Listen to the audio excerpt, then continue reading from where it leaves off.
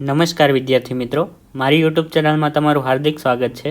આ વિડીયોમાં આપણે ગણિત ધોરણ 8 પ્રકરણ 4 પ્રાયોગિક ભૂમિતિ તેમાં સ્વાધ્યાય 4.3માં દાખલા નંબર 4 જોઈશું। વિદ્યાર્થી મિત્રો, દાખલા નંબર 1 થી 3 છે તે આપણે આગળના વિડીયોમાં ગણાવેલા છે અને એ વિડીયોની લિંક આ વિડીયોની નીચે આપેલી છે, ત્યાંથી ક્લિક કરીને તમે જોઈ શકો છો।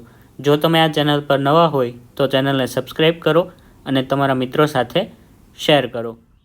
હવે આગળ ચોથા દાખલામાં આપણને કીધું છે કે લંબચોરસ OKAY રચો, જેમાં OK બરાબર 7 સેમી, KA બરાબર 5 સેમી છે। વિદ્યાર્થી મિત્રો, અહીં રકમમાં આપણને લંબચોરસ કીધું છે, તો લંબચોરસના ચારેય ખૂણા છે તે કાટખૂણા હશે। તો અહીંયા આપણે એક કાચી આકૃતિમાં લંબચોરસ દોરીએ। તો આ લંબચોરસમાં આપણે અહીંયા OKA અને Y નામ આપીએ તથા ચારેય ખૂણા છે તે કાટખૂણા રાખીશું। માપ આપણને આપ્યું છે OK બરાબર 7 સેમી છે અને A અને K વચ્ચેનું માપ છે તે 5 સેમી છે। તો આપણી કાચી આકૃતિ છે તે તૈયાર થઈ ગઈ। હવે આપણે રચના જોઈએ તો સૌપ્રથમ આપણે પાયો દોરીશું, જેમાં રેખાખંડ OK છે તે આપણે 7 સેમીનો રાખીશું। તો અહીંયા ફૂટપટ્ટીની મદદથી તમારે 7 સેમીનો એક રેખાખંડ દોરવાનો છે, જેમાં 0 થી લઈને 7 સુધી અહીંયા પહેલું બિંદુ આપણે આવશે O અને આ બિંદુ આવશે K અને બંને વચ્ચેનું અંતર છે 7 સેમી। તો રચનાના મુદ્દામાં પહેલો મુદ્દો આપણે લખીએ કે 7 સેમી લંબાઈનો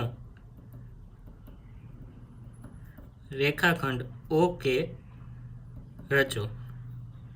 હવે આગળ આપણે O છે તે કાટખૂણો છે અને K પણ કાટખૂણો છે, તો પરિકરની મદદથી આપણે 90 અંશનો ખૂણો દોરતા શીખી ગયા છીએ। તો કેવી રીતે દોરવાનું, તો કોઈ પણ અંદાજે એક માપ રાખવાનું છે। આ માપ પછી આપણે એક અર્ધવર્તુળ ચાપ દોરીશું। તો O ને આધાર બિંદુ તરીકે લઈ અહીંયા આપણે એક અર્ધવર્તુળ ચાપ દોરી। હવે આપણે આ જ્યાં છેદ બિંદુ છે ચાપનું, તેને આધાર બિંદુ તરીકે લઈ એક બીજી ચાપ દોરીએ, જેથી આપણને 60 અંશનો ખૂણો મળે। પછી 60 અંશનો ખૂણો મળે ત્યારબાદ બીજી એક ચાપ 60 અંશના ખૂણા પરથી આપણે દોરીએ, તો આ છેદ બિંદુ પરથી આપણે બીજી ચાપ દોરીએ, તો અહીંયા આપણને 120 અંશનો ખૂણો મળશે। હવે આ બંને વચ્ચેનો ખૂણો જો આપણે મેળવવો હોય તો એ જ માપ રાખીને અહીં પરિકરનું માપ છે તે તમારે બદલવાનું નથી। તો અહીંયા એક ચાપ મારીશું અને બીજી ચાપ છે તે 120ના ખૂણા પરથી મારીશું, તો અહીંયા આપણને 90નો ખૂણો છે તે મળે છે।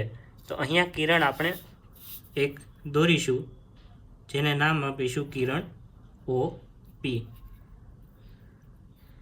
તો કિરણ OP ની રચના છે તે આપણે કરી, જેમાં ખૂણો O બરાબર 90 અંશ છે। હવે આગળ આપણે K બિંદુ છે ત્યાં આપણે 90નો ખૂણો બનાવવાનો છે। એ દોરતા પહેલાં અહીં આપણે રચનાના મુદ્દા લખીએ તો કિરણ OP એવી રીતે રચો કે જેથી ખૂણો O 90 અંશનો બને। તો કિરણ OP એવી રીતે રચો કે જેથી O ખૂણો 90 અંશનો બને। હવે આપણે K ખૂણો છે તેને 90 અંશનો બનાવવાનો છે।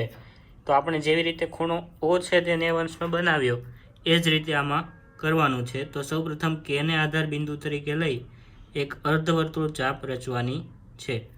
હવે અહીંયા ચાપ જ્યાં છેદે તેને આપણે આધાર બિંદુ તરીકે લઈ એક બીજી ચાપ દોરીશું અને 60 અંશને આધાર બિંદુ તરીકે લઈ એક ત્રીજી ચાપ દોરીશું। હવે આ બંને ચાપ જ્યારે દોરાઈ જાય પછી આપણે ઉપરની બાજુએ બે ચાપ રચીશું, એક 60 અંશથી એક 120 અંશથી અને એક બીજી 60 અંશથી.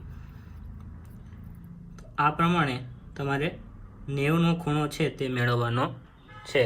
તો અહીંયા કિરણ આપણું દોરી દઈએ, કિરણ કે ક્યુ. તો અહીંયા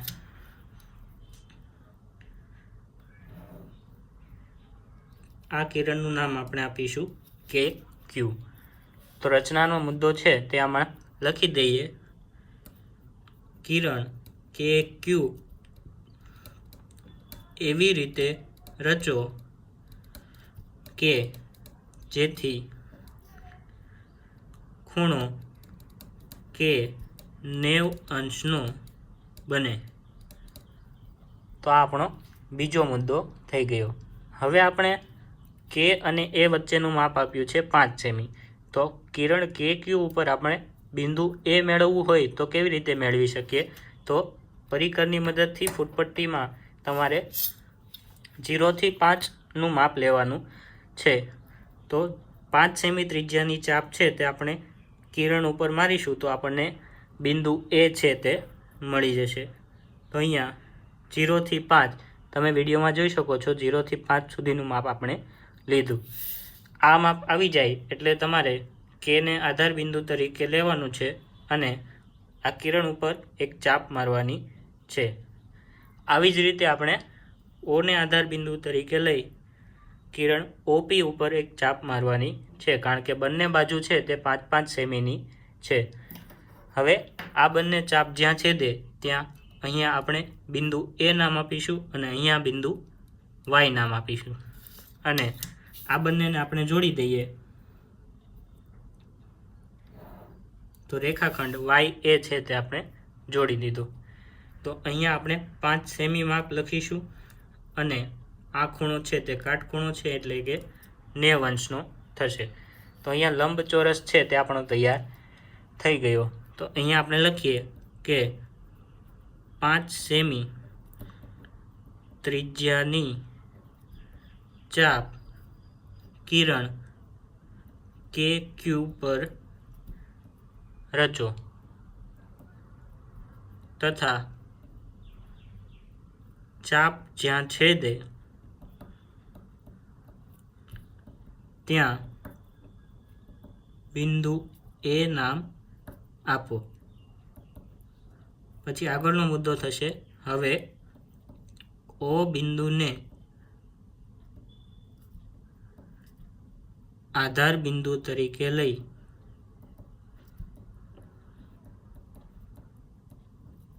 કિરણ ઓપી પર 5 સેમી ત્રિજ્યાની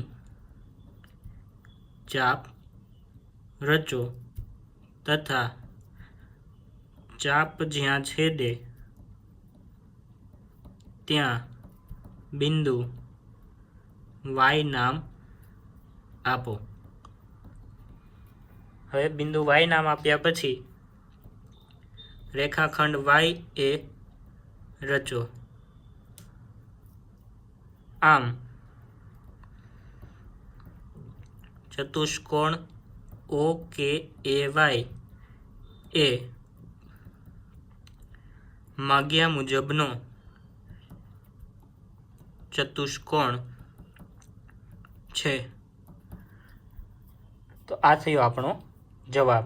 તો વિદ્યાર્થી મિત્રો, સ્વાધ્યાય 4.3માં દાખલા નંબર 4 છે તો અહીંયા પૂરો થાય છે. એ સાથે આપણો સ્વાધ્યાય 4.3 પણ પૂરું થાય છે. વિદ્યાર્થી મિત્રો, આ વિડીયોમાં બસ આટલું જ. સ્વાધ્યાય 4.4 છે તે આપણે આગળના વિડીયોમાં જોઈશું અને એ વિડીયોની લિંક આ વિડીયોની નીચે આપેલી છે, ત્યાંથી ક્લિક કરીને તમે જોઈ શકો છો.